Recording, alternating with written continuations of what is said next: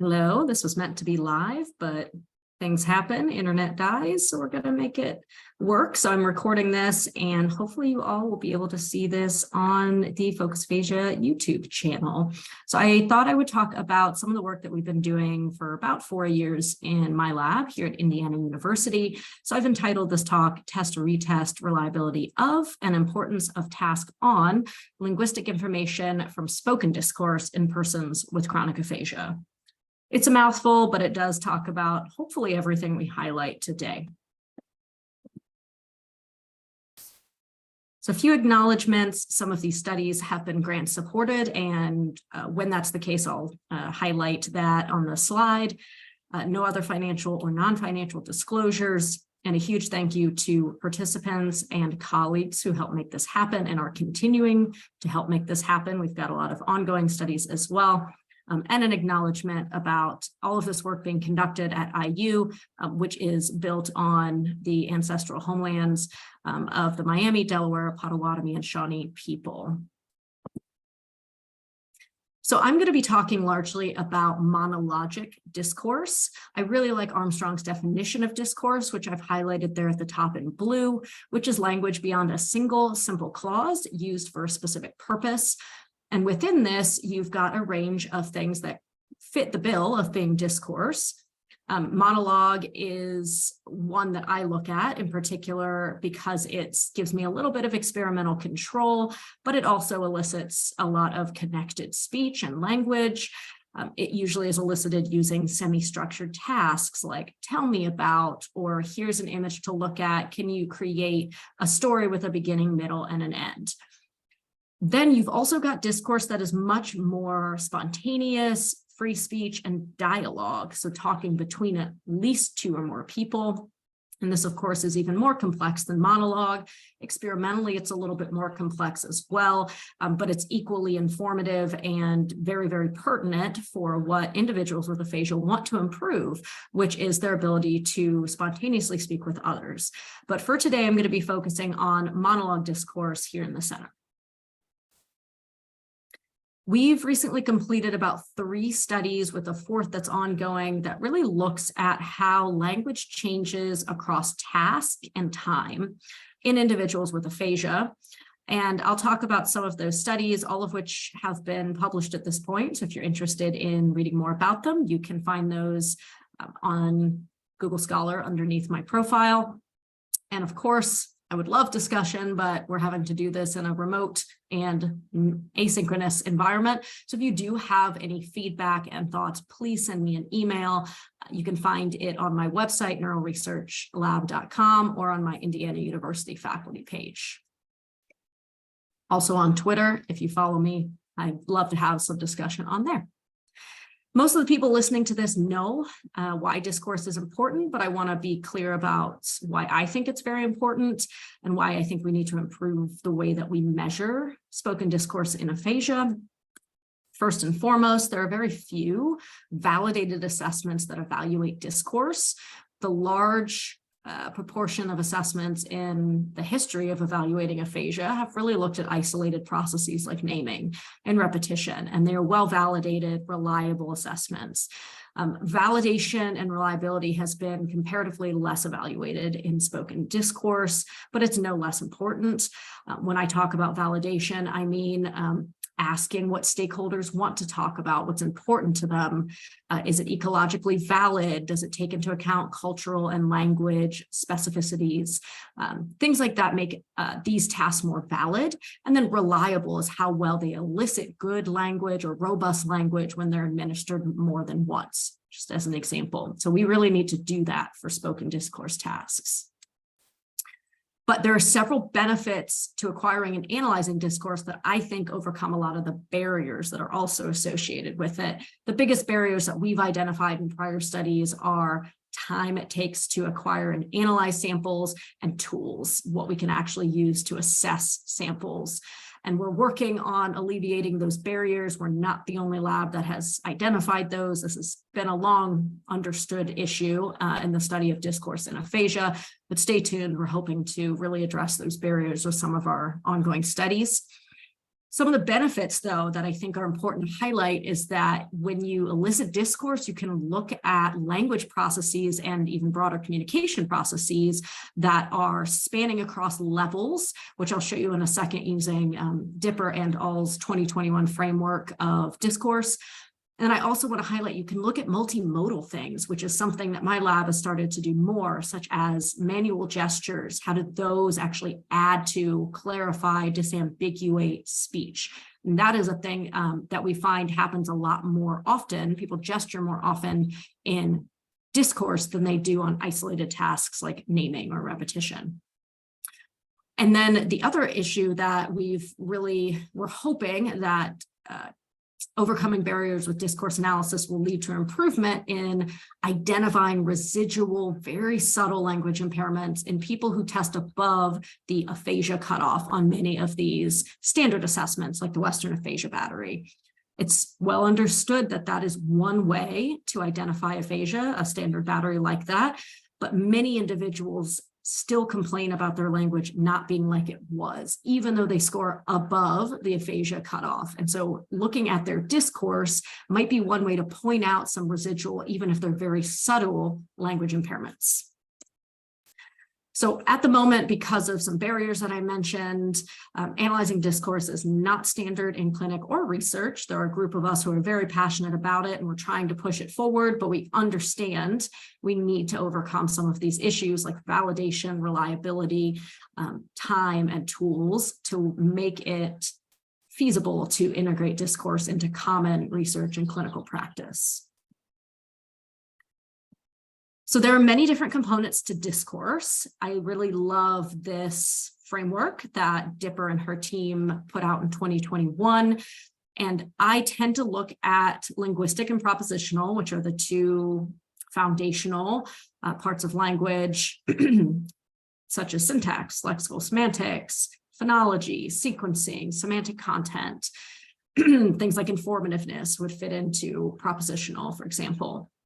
But I also want to point out something that my lab is trying to do now with some of the data that I'll show you is look at the higher levels of macro structural planning and, where possible, pragmatics, although pragmatics in monologue look a little different than evaluating pragmatics in dialogue.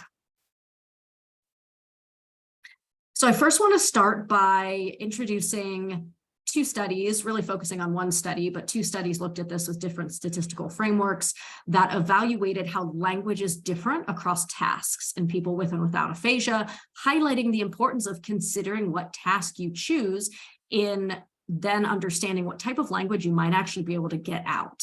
So Julia Fukuyama is an assistant professor here at IU with me. She works in the Department of Statistics, and she was very helpful in our language, cognition, and neuroscience article that came out about 2 years ago. So if you have any questions that are extenuating beyond what I'm able to describe here, please go see that paper. She writes it up really well, and it's very understandable despite complex methods. So we leveraged Aphasia Bank, which is a fantastic resource that is growing exponentially of discourse samples from people with aphasia and people without. There are also tons of other samples on there that go beyond just eliciting discourse. There are group studies. There are validation studies of standard tests like the Quick Aphasia Battery from Dr. Stephen Wilson's lab. Tons and tons of data. You just have to join to become a member, and then it's free for you. So hugely encourage checking out Aphasia Bank if you haven't yet. So what we did in this study, which we started on this about 4 years ago, we leveraged the people in Aphasia Bank at the time, which was about 300 people with aphasia and about 200, I'm going to call them non-brain damaged peers or just peers for this study. And what we did was we leveraged a few different tasks. We had a picture description, which you can see at the top right. That's the cat picture or the cat rescue picture. We had a picture sequence, which you can see directly to your right, which is called the broken window picture sequence. We had two narratives, Cinderella, and then one narrative, two picture sequences. I messed that up. One should be the refused umbrella picture sequence, and then one procedural, which is how to make a sandwich.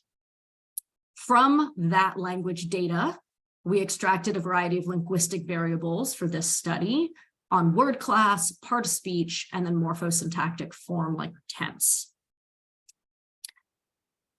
Dr. Fukuyama used between class analysis, BCA is how you'll see it abbreviated on future slides, which reduces the data dimensionally. And it's a little bit like PCA. The interpretation, I believe, is a little different, but essentially it highlights that categories that have similar language composition are plotted nearer to each other, while categories that have dissimilar language composition are positioned further away. So our categories in this case are the 5 tasks that we looked at. Oh, I'm now remembering, instead of refused umbrella, we did actually use 2 narratives. One was important event. So tell me about an important event in your life. I'm conflating 2 studies, so I apologize. So this next image, it's a little scary, but let me walk you through it. This is showing 2 axes. The x-axis is axis 1, y-axis is axis 2. If you've looked at principal component analyses before, you'll recognize that this looks very similar. Axis 1, you'll see, is reflecting some of the data that you can see from the linguistic information in that call out box at the top. Let me see if I can get my pointer. There we go. This is all of our linguistic information that was entered. And so on axis 1, you can see as we move further to the right, this axis is more closed class words in past tense, verbs and adjectives. And as we move left on axis 1, we've got more prepositions, present participles, and then third first person identical forms. It comprises most of the variance. You can see here, most of the spread is accounted for in this axis. Axis 2, on the other hand, is up and down here. So the higher we get, the more we're into open class words and some tenses, and the lower we get, we're more into preposition, closed class words, and third person singular. So that's just an example. It doesn't quite one-to-one map like that, but that is roughly how it's making sense of this data. So the really cool thing about this, and by the way, this is data from the peer group, is that you see a really distinct separation of tasks that fall within the same genre. So the sandwich task is really unique. Many people, including prior studies from my lab, have shown that language elicited on this procedural narrative doesn't look like language elicited on any of the other tasks that are common in aphasia bank or otherwise, like any other picture description tasks from standard batteries. It always looks different. And it has a tendency to produce a lot of prepositions, put on, take out. It also tends to be in the present tense much more often than these other pictures or prompts. Then what you see in blue here are the 2 narratives, and they're clustering together. Lots more pronouns are produced in these, and that fits with what we're getting as these 2 are mapping directly on the 0 point of this axis 1, and so is pronouns here. Lots of nouns are produced during narratives because there's just a lot of language that's produced. They almost always produce double or triple the amount of words that these other tasks tend to produce. And then you see another clumping over here of the 2 picture tasks. Cat is a single picture. Window was that sequence of pictures, and they tend to be past tense, lots of closed class words, and a lot more descriptive of what's going on. So a lot more adjectives, for example. So that's really cool. We see that in individuals who don't have aphasia. So what do we see in people who have aphasia? Do those tasks separate in such a nice way? For the most part, I want to say that they do, and I'm just highlighting this to show you that you can also measure the distance between tasks if you wanted to. And you can see here, Cinderella, an important event for this peer group, has the smallest distance compared to important event and sandwich, which are very, very distant apart in terms of how their language is mapping. But let's look at the aphasia data. People with aphasia show the pattern that their peers show, but it differs by aphasia type and severity. And that's what Julia and I were really interested in teasing apart, because we didn't know of anyone who had done something quite like that with such large number of people and data points. So the first thing we found was that the milder types of aphasia tend to produce, I'm going to call them visuals of, or maybe, I don't know, task distributions that look a lot like the peer group. So example, the anomic group, people who are maybe newer to aphasia, individuals with anomic aphasia tend to have a primary deficit in finding words, and they're considered typically to be on the milder side of the aphasia continuum. We also included individuals in the study who did test above an aphasia cutoff on a standard battery for my arguments earlier that these individuals often say they still have residual language impairments. So we included them in this study. And you can see that the task distribution looks more like the peer group. It's more separated and clumped by genre again. In this one, we have an additional task. We included their stroke story, which is a narrative as well. And you can see that the stroke, important event, and Cinderella tend to clump together in the anomic group and in the group that are considered to not have aphasia by Western aphasia battery standards. But what we do see, interestingly, is that, is that once we are progressing to individuals who have more severe aphasias, which is these three types at the top, the language separation between tasks is getting a little bit more muddy, and the variance is also spreading. So you might have noticed down here, we've got very tightly clumped groups, meaning that for the most part, these individuals are looking alike in terms of what language they're producing for each task. But these individuals falling within these three types of aphasia are much more variable within a group, within Broca's aphasia, within Wernicke's aphasia. And that's not surprising. There's a lot of issues with classifying individuals as types. But for our purposes, I think it does demonstrate that these types are very, very different in terms of how they are, their language is clumping by task. But you still see, and this is the thing I want to emphasize, you still see that tasks that are narratives still are producing language closer to one another than if you were to compare language produced in those tasks to something like the sandwich picture, which is always by itself down here in yellow. So when we looked deeper, we wanted to really tease apart, is it aphasia type or aphasia severity that's explaining more of this pattern? It is actually severity, and we classified severity using the aphasia quotient from the Western aphasia battery. It's not perfect, but it's a score of 0 to 100, 100 being technically no aphasia, 0 being very, very severe aphasia. So a lower score would be more severe on the AQ. And overall aphasia severity has a more systematic relationship with the covariance structure than aphasia type does. So it's slight, but it's slightly more in favor of severity being the pivotal factor of what's making their language profiles look different than the peers without brain damage. So some major takeaways that we said in this paper: more severe aphasia, more severe lexical retrieval issues tends to accompany that. In addition, there's also more severe syntactic issues that arise with more severe aphasia. We thought maybe then they have a limited language availability. You could think of that as like their lexicon is inherently limited to X number of words, just for example. So no matter how the framing or the task instructions changed or the cognitive requirements of the tasks differed, for example, Cinderella, you have to recall some stuff from memory, whereas a picture description, you don't, you're seeing it live. Regardless of those differences between tasks, they have a very limited lexicon that's not that flexible. And so what we were seeing with those individuals with more severe aphasia is language tended to look similar no matter the task. And so for us, this meant that we need to think a little bit about how we're asking individuals with more severe aphasia to elicit discourse, what types of tasks are most appropriate, and also, easy enough, perhaps, to not incite frustration, for example. Do we really need to bring an individual with very, very severe aphasia through 10 discourse tasks? I mean, probably not.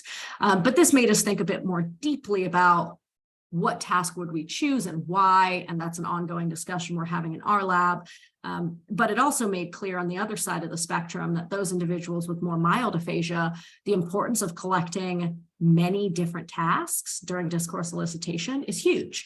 And that does mean it's a lot more time to acquire and to analyze, but it's important, especially given how different these tasks look even in individuals without aphasia.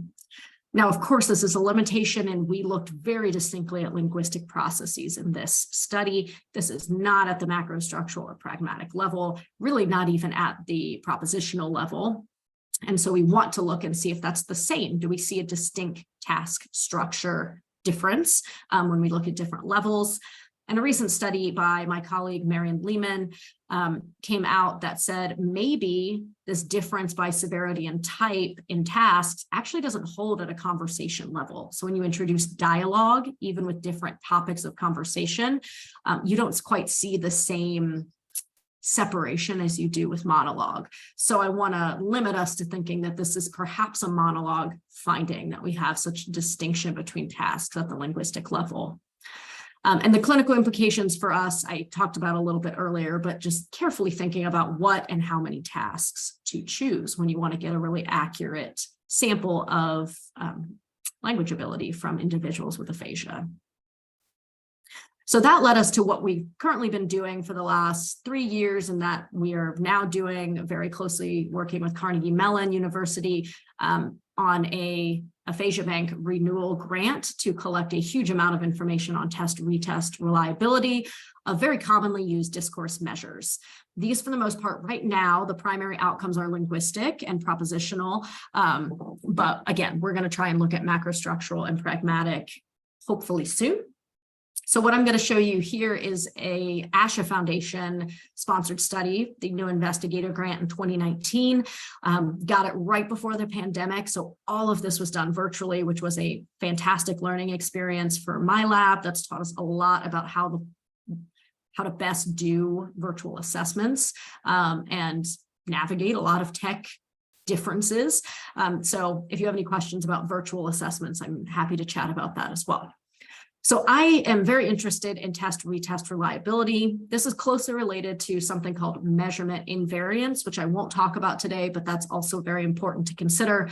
Test-retest reliability is a measure that if you take a glimpse, like a snapshot of time, one time and then a short time later, they should look relatively similar. They should be what some people call stable. This might not be the case in aphasia because language variability from day to day and even from hour to hour has been noted by a variety of people over the years, and people with aphasia will tell you that as well. In particular, neurofatigue is really common after stroke, and so the language ability earlier on in the day may look very different from the language production ability later on in the day, just because of something like neurofatigue. So what we wanted to do was look at common measures extracted from discourse, like words per minute, and we wanted to evaluate how those stayed stable from a test to a retest point, introducing nothing in the middle of that. Because if it's not stable across that with nothing introduced, it's really hard to say that a change in that measure would be clinically useful after something like therapy. So unless you understand its typical variance, words per minute, that typically changes, from one timing to another. Unless you understand that, you really can't say that any change is the result of an intervention and not just inherent variability. So that's why test-retest is very important. So that's what we're going to look at in this study. This just came out, I think, 2 weeks ago or something, and you can find it there. And you can also find a technical report we put out, having learned a lot of things about eliciting discourse in particular in a virtual sphere. So check that out as well. This was funded, as I said, by the American Speech Language Hearing Foundation, New Investigator Award to me. So thank you very much to them for supporting this. We looked at 25 individuals with aphasia and 25 matched peers. We didn't match it terribly well. Some variables came in with the pandemic, and we ended up looking at a lot of spouses in studies. So we tended to have more males in the aphasia group, more females in the control group. So most of the individuals were in male-female relationships, and that worked out for us in this case. And for some reason, we also had slightly younger peers. We looked at a short duration test-retest. I scoured the literature back in 2018, and there's really no best practice for how much time should pass to call something a test-retest. And so we are saying about a week is a good amount of time. So most of the individuals in this study were evaluated 10 plus or minus 3 days, with the average being 7 days between first time they did it and the second time they did it. We use the same protocol I just described. So that's the Aphasia Bank protocol with picture descriptions, picture sequences, Cinderella narrative, talk about yourself narrative. So a variety of things were sampled. And if you want to check out the pre-registration, we've done that on OSF, which is Open Science Framework. You can check it out. We do still have some hypotheses to investigate that were not able to be included in this mammoth paper for length reasons. So stay tuned. And in this study, we wanted to expand a little bit more on what language measures we included. Correct information units, they are very tedious to score, but they are also very, very commonly used in the aphasia literature. So we made that our primary variable of interest, in particular, 2 derivatives of that, which is percentage of correct information units, which is colloquially known as informativeness, and correct information units per minute, which is typically thought of as being a measure of efficiency.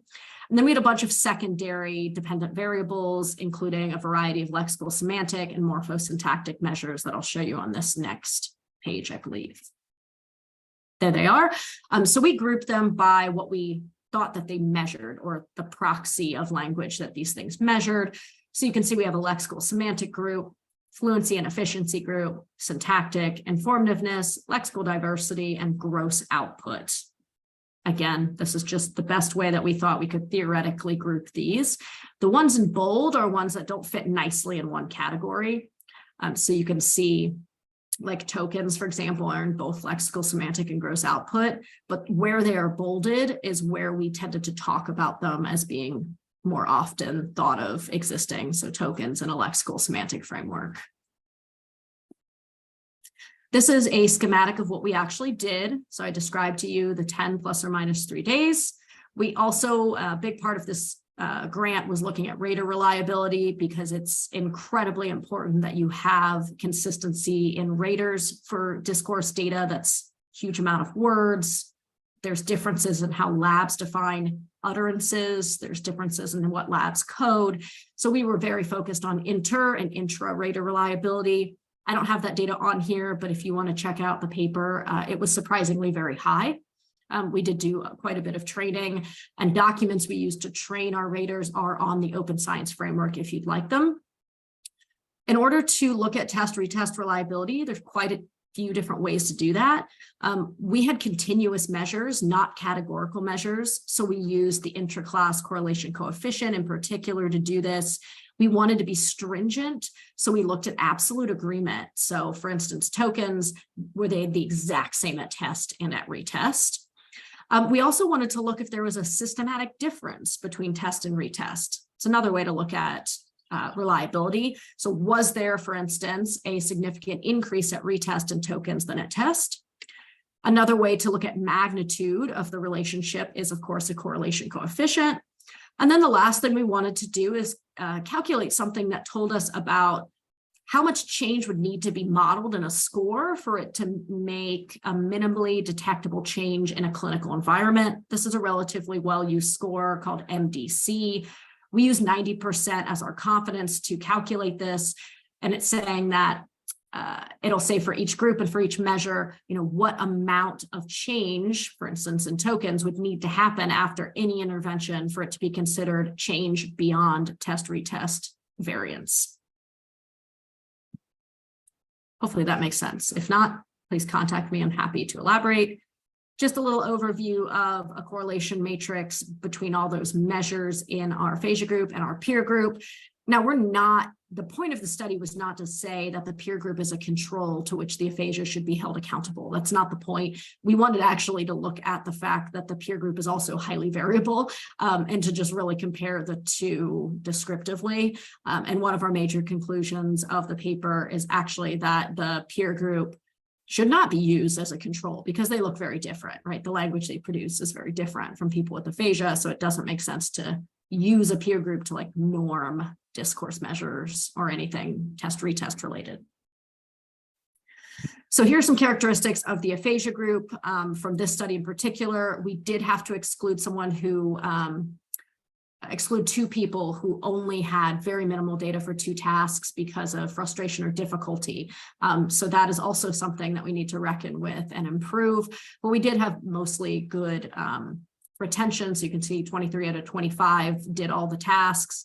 We did have to impute data for one person. They were missing one task on one day because of a timing issue. They had to go do something during their final, I think it was at retest. And I also want to mention that we did have 100% retention, as in everyone who came to test also came to retest, which is something that is really exciting to see for multi-time point studies that are virtual. So we had a variety of aphasia types. We did not have anyone with Wernicke's aphasia.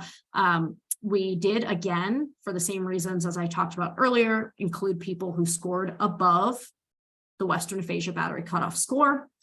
We did separate them here by dichotomous, so fluent, non-fluent, and then people who technically had latent aphasia, and then here more by the severity quotient that the Western Aphasia Battery gives.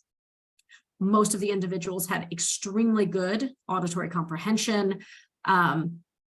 I would say mild object naming impairments or word finding impairments, moderate to mild repetition impairments, spontaneous speech content produced was probably moderate to mildly impaired, and their fluency was more on the moderately impaired side. Now, of course, I say impaired because I want to emphasize that we're trying to look at differences related to aphasia severity, but you could think of this in the other way too, which is a skill or ability framework. So what we did first is we said, let's forget about task. Let's average everything across the task and just look very basically at test-retest. This is a scary table I'm going to break down. And then what I'm going to do is take us through tasks, arguing once again that task is really important for test-retest. So the first thing I want us to look at here is in green. This is our absolute agreement ICC, intra-class correlation coefficient, and I've summarized it over here using these standards.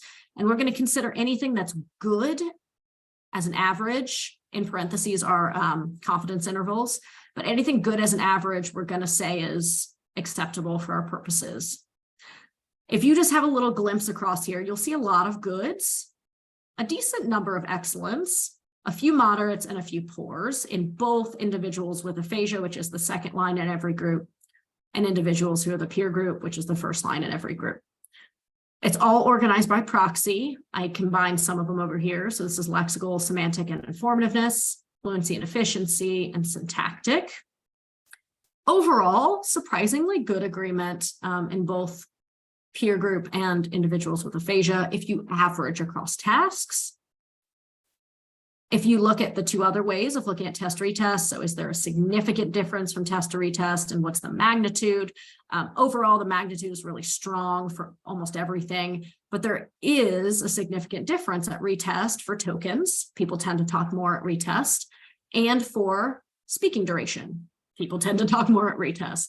So that's something to keep in mind when you're looking at test-retest for those measures in particular. Both of which are also considered gross output measures, just how much they produce. And over here, this is the standard error of measurement, and then the MDC that I mentioned earlier. I'm giving an example here of the MDC, which is the second value. This group of individuals, the 23 individuals across tasks, would need to produce 15.79 CIUs per minute if they redid all the tasks at a later date after therapy in order for that to be considered a significant change. So that's quite a big increase, probably reflective of their variability within the group there. Here's just a visual of our primary variables of interest. So that was CIUs, correct information units. And visually, of course, this is a scatter plot with test on X, retest on Y. You can see for both the peer group, which is up top, and the aphasia group on the bottom, pretty darn good positive relationship between test and retest. Something I do want to point out that bears considering is that this intragroup variability is much bigger. You can see how much longer this line is than this line. These people look a lot more similar to one another in terms of what they're producing. These individuals with aphasia, a lot more intra-group variability. Something that's a little funny with the metric of test-retest reliability, which is ICC, intra-class correlation coefficient, the ICC likes wider intragroup variability. So by nature of that, the aphasia group tended to have slightly higher ICC estimates. So keep that in mind. That's just a caveat of looking at test-retest in that way. Okay, so something that we also looked at were these secondary measures, which were automatically extracted from the transcripts that we coded in our lab. And for the most part, hopefully you can just visually see as looking across all the measures on here, pretty good positive relationships for both the aphasia group, which is just PWA here, and the peer group over here. The exceptions that are also highlighted later are these two measures, which are common syntactic measures used, noun-verb ratio and open closed class word ratio, which just did not have great test-retest reliability when looked at across tasks. So we also wanted to look at whether aphasia severity had a huge bearing on if people were more or less reliable when averaged across tasks, and it really didn't. So I'm highlighting proportion of CIUs, which was one of our primary variables here.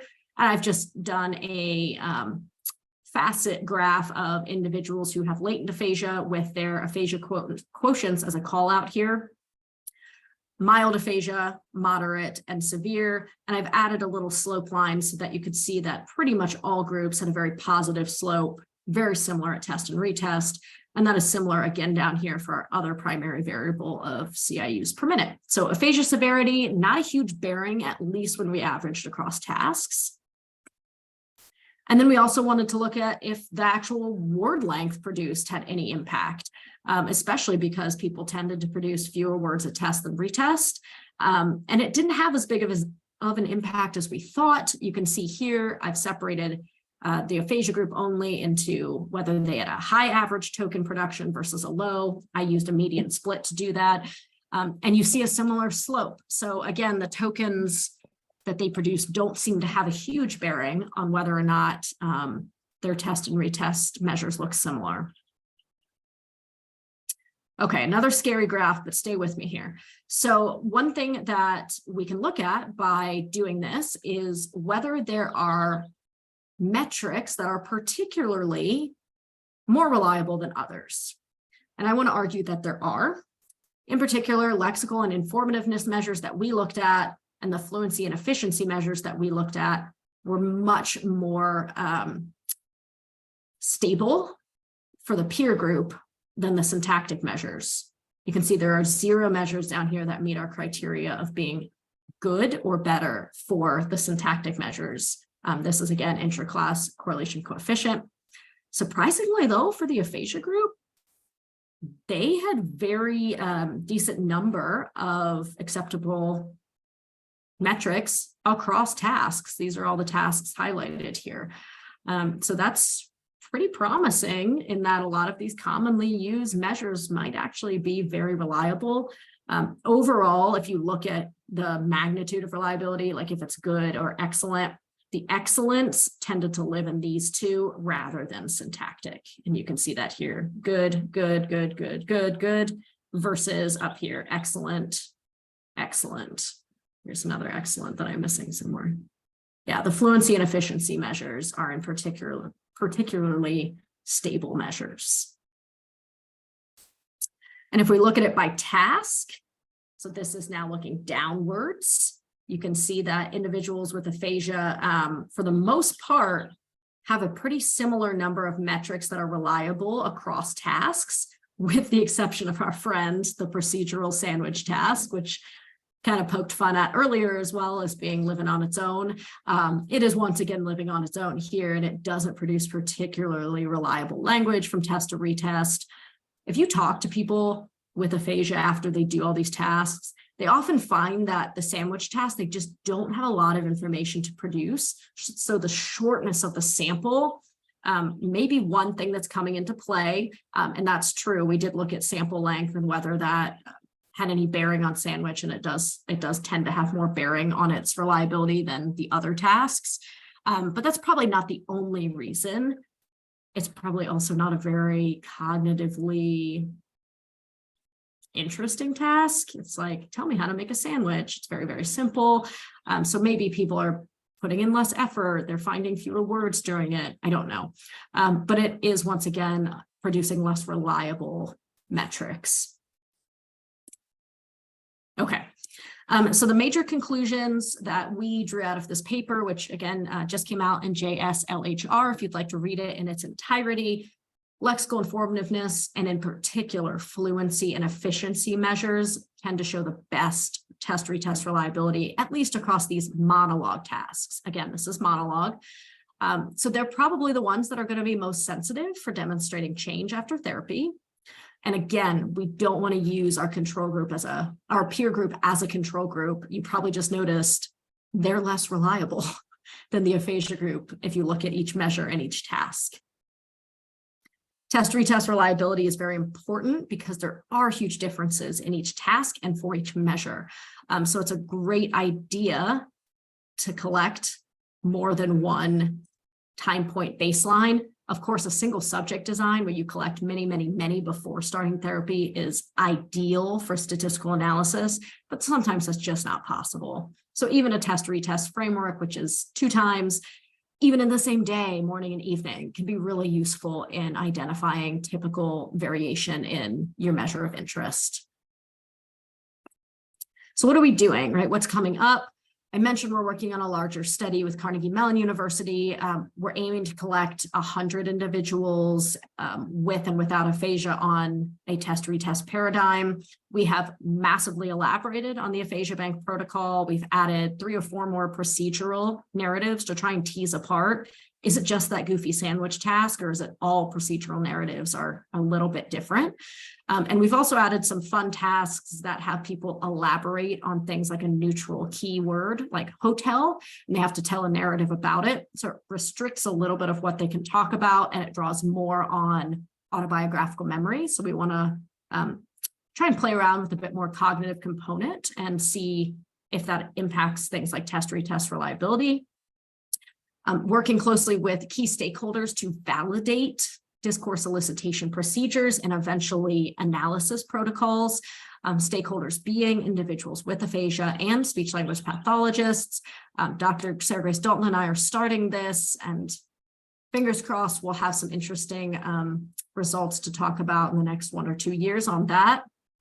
I do have a PhD student in my lab who is conducting a lot of gesture research, and we hope to harness our test-retest design to evaluate gesture during discourse. And I'm really excited to see how we can tease apart the extent to which gesture adds or clarifies or disambiguates speech in people with aphasia of different severities and types.